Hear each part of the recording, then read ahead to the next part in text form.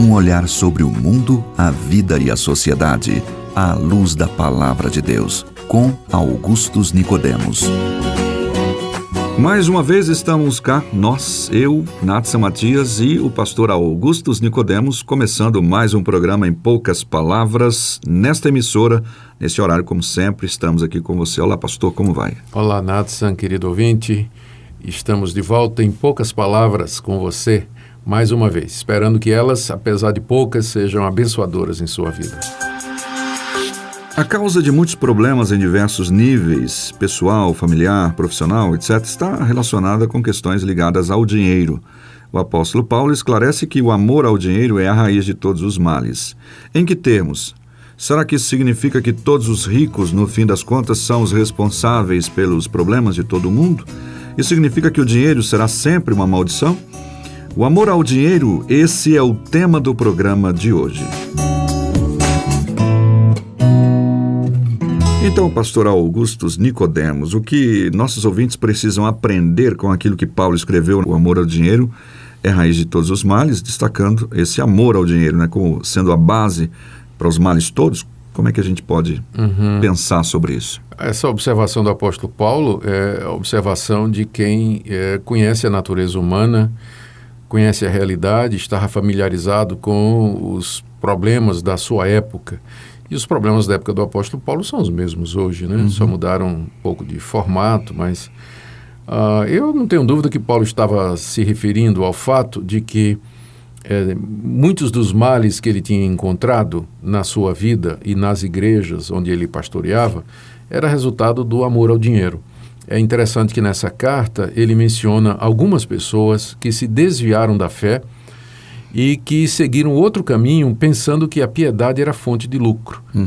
Ele estava se referindo a pessoas que um dia foram cristãs ou frequentaram a igreja, porque cristãos de verdade não eram, né? Mas frequentaram a igreja, estavam presentes nos ajuntamentos cristãos e depois resolveram usar a religião, usar a fé como sendo um ganha-pão. É o que a gente chama de mercenários.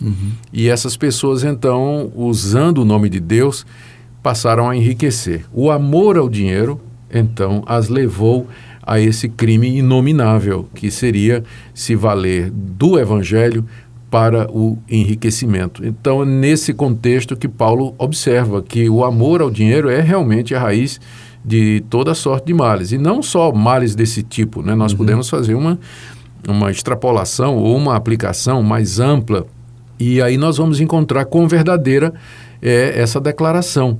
Porque hoje, de fato, nós podemos quase que afirmar que na grande maioria dos casos, os sofrimentos que as pessoas passam têm a ver com o apego ao dinheiro ou a falta dele. Né? Quando fala amor ao dinheiro, é ou porque tem de mais, ou porque tem de menos, ou porque não tem a atitude correta para com o dinheiro, que não pode ser amor. Né? A atitude para com o dinheiro não pode ser de amor, porque isso é a raiz de toda espécie de males. Nós podemos mencionar, por exemplo, a avareza, o amor ao dinheiro. A pessoa avara, não é?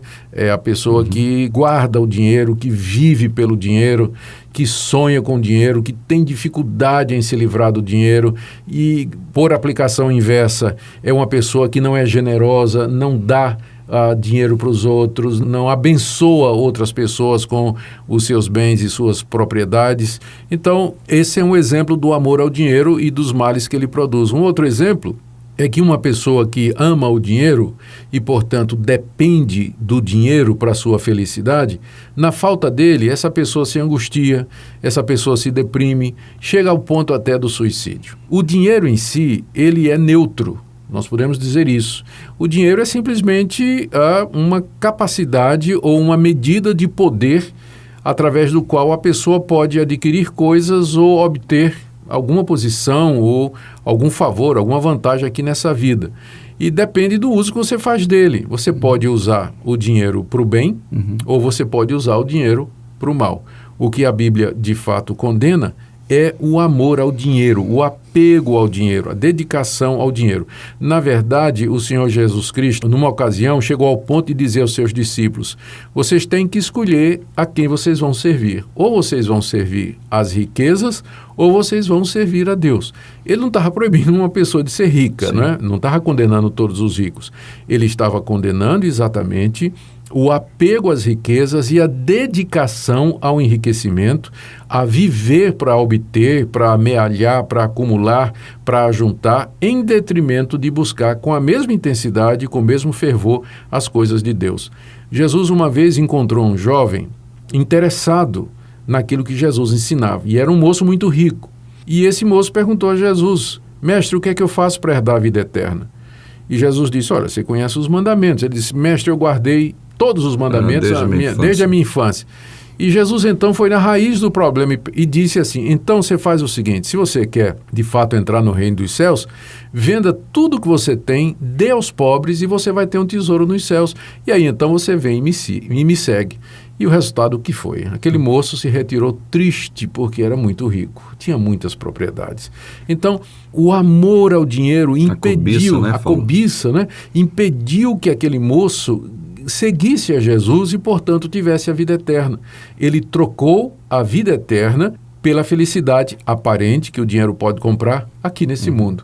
Numa outra ocasião, Jesus contou a história de um homem que era tão rico que ele chegou uma noite e disse para sua alma, ele disse assim, eu vou destruir os meus celeiros e vou construí-los maiores ainda, e vou dobrar a minha riqueza, e então vou dizer à minha alma, você tem em estoque riquezas para a sua vida toda, come, bebe, regala-te, não é?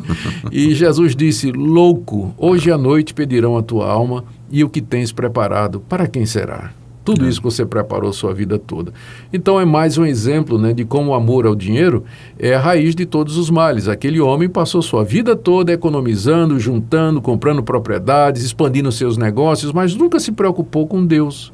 Nunca se preocupou realmente em buscar os tesouros verdadeiros que estão nos céus, onde a ferrugem não consome, onde o ladrão não entra e onde a traça também não come, não é?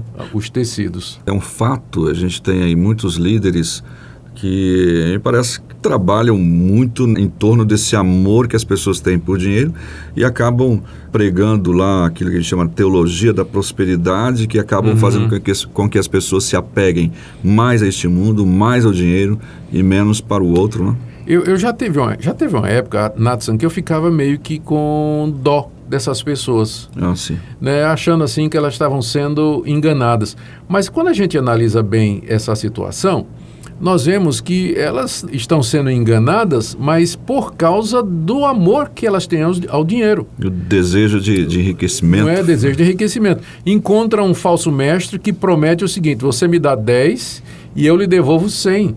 Não é? Então, a crença no lucro fácil, num retorno imediato e abundante, faz com que essas pessoas cometam atos assim, do tipo gastar todos a sua poupança, as suas reservas. Eu conheço o caso de uma senhora que vendeu a cama, era uma senhora pobre, ela vendeu a cama para poder fazer uma corrente numa igreja dessas, na esperança de enriquecer, não de enriquecer, mas de ter um lucro fácil, né?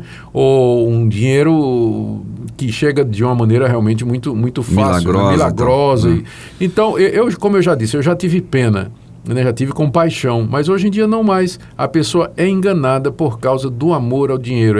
Ela vai atrás desses falsos mestres que sabem explorar essa cobiça e esse amor ao dinheiro. Lembrando, Nathan, que o dinheiro, quando bem empregado, ele de fato pode ser uma bênção. Isso. Nós podemos ajudar os pobres, podemos ajudar os necessitados, investir na nossa família, no nosso próprio sustento, ajudar causas nobres, mas quando ele se torna um Deus na vida da pessoa, então ele é um Deus cruel, É por isso que Paulo disse assim, que a avareza, ela é idolatria. Já pensou nisso? O dinheiro se torna um Deus, um ídolo na vida da pessoa, e ele tem que ser destronado, porque você não pode adorar o dinheiro e Deus ao mesmo tempo. Só Deus tem que ser Senhor da nossa vida. Há um outro exemplo com relação aos males, fazendo aquela esse link também com essa questão dos líderes e aquelas pessoas que acabam querendo ganhar muito dinheiro. A gente já viu várias reportagens de golpes, né? De pessoas que não generalizando, algumas pessoas são bem inocentes nisso, né? Talvez, né? Mas geralmente quem cai nesses golpes são pessoas que querem também levar vantagem, né? Elas querem lá, olha, você entrega R$10 e você vai ganhar 1 milhão, ou você vai comprar um carro que vale 50 mil, deposita na conta 5. É uma coisa assim que, de fato, as pessoas ficam meio que obscurecidas mesmo por esse desejo, desse amor ao lucro. Né? Amor ao lucro, que acaba fazendo com que elas percam, inclusive, o bom senso, né? O bom senso. Provérbios capítulo 30, Salomão escreveu no versículo 8, algo que serve para nós agora. Ele diz na parte B do versículo 8, e 9, dizendo, não me des nem falando para Deus, né? Não me des nem a pobreza, nem a riqueza, dá-me o pão que for necessário, para não suceder que, estando eu farto, te negue e diga quem é o Senhor, ou que empobrecido venha furtar e profane o nome de Deus. Tá aí uma boa dica para você. Muito bom. Vamos ouvir uma música, daqui a pouquinho a gente está de volta. Em tua presença estamos nós aqui para te adorar pelo que tu és.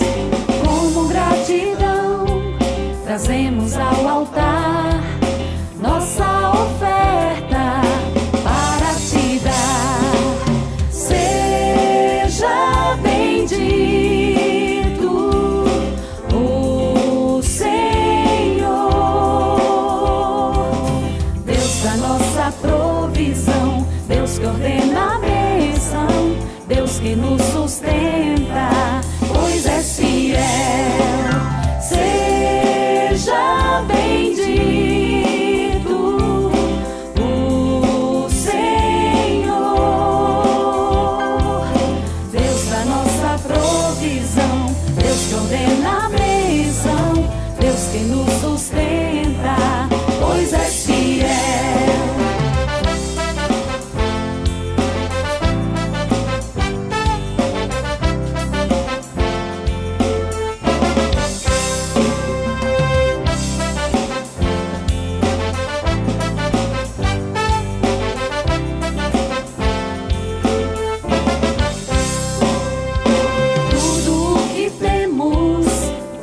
Tuas mãos, e hoje aqui rendemos nossa gratidão pelo sacrifício feito lá na cruz, fez-nos herdeiros em Cristo Jesus. Seja bendito o Senhor,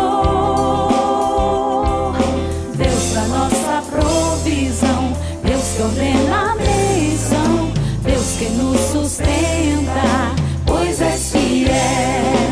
Seja bendito o Senhor, Deus da nossa provisão. Chegamos ao final de mais uma edição do programa Em Poucas Palavras. Queremos agradecer, como sempre, a sua audiência. Não esqueça de visitar a Primeira Igreja Presbiteriana de Goiânia, que fica ali na rua 68. Será um prazer ter a sua presença lá. Pastor Augustus. Eu queria me despedir de você, querido ouvinte, lembrando as palavras de Jesus, lá em Mateus 6. Buscai em primeiro lugar o reino de Deus e a sua justiça, e todas estas coisas vos serão acrescentadas. Até o próximo programa. Se você deseja saber mais sobre esse e outros assuntos à luz da Palavra de Deus, domingo às 9 da manhã ou às 7 da noite. Será um prazer conhecê-lo pessoalmente. Primeira Igreja Presbiteriana de Goiânia, Rua 68, esquina com 71 Centro. Fone 3213-3320 www.pipg.org.